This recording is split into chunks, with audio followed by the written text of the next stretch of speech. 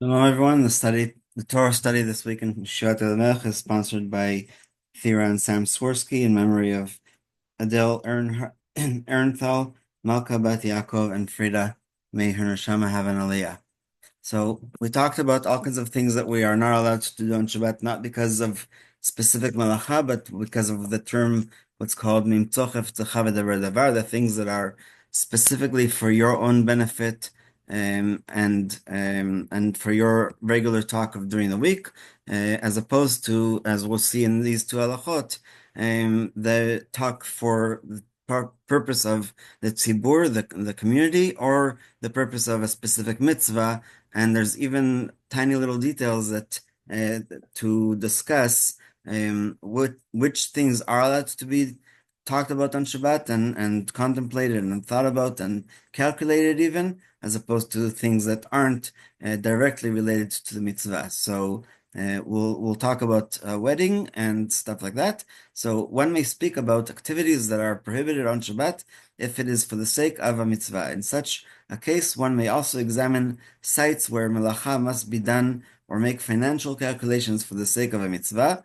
For example, to find out how much do we have a budget for an expansion for the shul, or if we're building a new mikvah or a new synagogue or beit midrash, to go to the site and try to see if what we raised so far is appropriate, even though we're not allowed to raise money on Shabbat, and we're not allowed to even visit our place of business on Shabbat when it comes to a public mitzvah, public or mitzvah, that is permissible. So public means for the sake of the Jewish community. It is written, and if you honor it and not go in your own way, nor look to your affairs, and specifically your affairs, nor speak of them, and the sages expound, nor look to your affairs. It is forbidden to look after your own affairs on Shabbat, but one may look after the affairs of heaven, what's called cheftzei shemaim, literally the business or the utensils of heaven, i.e., religious matters. Therefore, if necessary, one may walk to inspect a synagogue construction site. If something is needed for an upcoming wedding or funeral, one may walk to the edge of the Tehum so that one can deal with these matters immediately after Shabbat. Near the end of Shabbat, one may also start walking to a location from which people will be picked up after Shabbat in order to comfort mourners, because especially in the summer, there isn't much time on Motzei Shabbos to comfort, and especially if it is the last night, then that is what we are talking about. Similarly, in cases of necessity, one may speak about mundane matters that relate to mitzvah needs. This includes calculating the cost of a wedding meal or a brit milah, circumcision, as each of these is called a sudat mitzvah, a festive meal associated with a mitzvah. One may plan the hiring of a band for a wedding or deal with the bride's dress, because the bride is part of fulfilling the mitzvah. However, and this is the detail I talked about before, however, one may not actually close a deal because business deals are prohibited even for the sake of mitzvah. It is also altogether prohibited to discuss hiring a photographer for a wedding or the purchase of wedding outfits for family members of the bride and groom, since these do not qualify as mitzvah needs. The clothing for the bride and the groom are, but not everybody else's. One may take up a collection in which everybody pledges to give a certain amount of money to charity or to a synagogue. Parents may calculate the sum needed for their children's education, whether religious, secular, or vocational. Those involved in education may discuss school or class budgets. A principal may offer a job to a teacher on Shabbat and mention a salary figure, though it is forbidden to reach an actual agreement on wages. One may discuss communal needs such as paving roads or levying taxes, as the needs of the community are deemed mitzvah needs. In all these cases, it is proper to be lenient only when there is a specific need. If the matter will be addressed in any case, it is proper not to speak of mundane matters or walk in order to inspect them, even for the sake of mitzvah. If it can be done, in a shul room or something like that. If necessary, one may announce that an object has been found on Shabbat, even if the item in question is muktzeh, such as a purse or wallet, in order to facilitate the fulfillment after Shabbat of the mitzvah of returning a lost item. In an area where it is difficult to locate matzah for Pesach or lulav and etrog for Sukkot, one may announce on Shabbat where they are available for sale. But again, like we talked about earlier this week, you're not allowed to mention the actual price. And so, in the same idea of the rabbis also told us that we're not allowed to read certain material on Shabbat, especially financial material. But before we go there, I wanted to show you one of the problems that has been discussed in Israel for many, many years. The very first little, I guess, pamphlet that was handed out in shuls on Friday or before or like Thursday. Most communities, because people would collect them and read them during the prayer, would bring them actually only at Friday night when the tzibur was there. That way, first come, first serve, as opposed to taking it before. But taking it before would have actually been better in terms of halacha. Shabbat b'Shabbato was being published in 1985. I used to have the whole collection of all of them. It was not able to bound because it was a four-folded page, but there was also all kinds of advertisements. And this is just actual site of an advertisement company that does targeted advertising through these pages. The rabbis basically said that anything that mentions money or a specific date, like for come on this cruise for $5,000, beginning date April 6th, ending date April 11th, that is forbidden to read on Shabbat. But unfortunately, most of these publishers did not listen and continue to do so.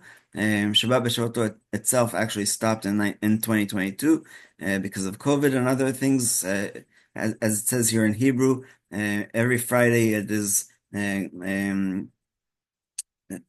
shipped to approximately 5,500 shuls in Israel, with 50 to 80,000 copies of each one. So you can imagine somebody can have a whole library. And I was sure that Sichat HaShavua, which is of Tzeirei Chabad, actually did respect this halacha of not advertising specifics on Shabbat. But this is from last week, and I'm sorry the print is pretty small. But you can see here the amount is 4,300 shekels, and it's for a renewal of a mortgage. And this one is for a Indian style meat restaurant, and it tells you the hours of opening and the telephone number. And this is, I'm not sure what, it looks like a water purifier. Anyway, it's very common in Israel, unfortunately, and there's nothing we can do about it, but somebody who is aware of it will, listening to this halacha, try to discern what is and what isn't. So, of course, the Dvar Torah in that page is allowed to be read, and that's why it's not muktzeh. But you're not supposed to read the advertisements on Shabbat. So, one may not read contracts and financial documents on Shabbat, such as loan and purchase contracts, bank statements, phone and electric bills, prices on flyers or in shop windows. Reading them is considered dealing with mundane affairs, cheftzei chol, meaning the business of mundane or every day, which is forbidden on Shabbat. Furthermore, there is a concern that as a result of reading them, one will end up writing or erasing. And I think more today, internet, because like I said, 1985 was 10 years before there was internet, and the only way to read it was the hard copy. Today, a lot of these things can be read already online, either like midnight Thursday or even Friday morning. And that way, if you want to like print it, you can print it even without the advertisements. They do have that option, thank God. According to Rambam, one may read only sacred words on Shabbat. All other reading material is forbidden, even to study the sciences, so that Shabbat is not treated as a weekday, and situations that might lead to writing are avoided. That's Rambam's opinion from almost 1,000 years ago. However, in practice, we follow the majority of poskim, Rashi, Ri, and Rosh, who limit the prohibition to reading financial and business material In order to ensure that no one will end up reading these materials, the sages also prohibited reading secular material that has no value. In contrast, secular material that has value, like an encyclopedia, and the actual book, not Wikipedia, obviously, that has value may be read on Shabbat. This includes material on physical fitness, proper nutrition, and ingredient lists on food packaging. One may also study the sciences and other branches of knowledge. And I'm sure, Moreh Nevuchim, we're almost finished it, but some would say that in order for Rambam to know Aristotle, he also had to read these materials. So one may not read run-of-the-mill secular material and stories if they have no value. However, one who enjoys reading them may do so occasionally, as the sages did not forbid reading for pleasure on Shabbat. So if you are reading a novel, even if it has no Jewish value, it is allowed. In contrast, one should not read gripping novels that cause sadness or anxiety on Shabbat. It would seem that one may read depressing stories from Jewish history and rabbinic biographies, since they are valuable as Torah and are morally edifying. Nevertheless, it is preferable to study pleasant things which are more appropriate on Shabbat. In principle, one may read the newspaper for informative content. One who enjoys reading news, stories, and analysis may do so, but one may not read sad and worrying content on Shabbat. One may read general financial articles as long as they do not give practical advice, but one may not read articles that give practical business and investment advice. It is also forbidden to read advertisements for products that one may wish to buy in the future. So maybe one last picture that was very disturbing. This is an actual, so it's a catering and restaurant, and it tells you the phone number, and it tells you that it's all kosher and all this other information. And again, I think that like this whole page could be taken out of that page, and nothing would be missing from the Divrei Torah. So.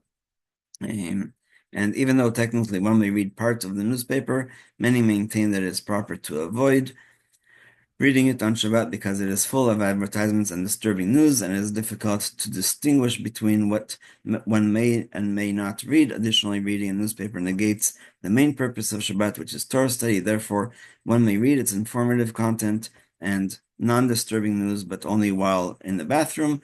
And I think that that's good advice because there's always disturbing news. Good news does not sell newspapers, as they say, and so we'll stop here.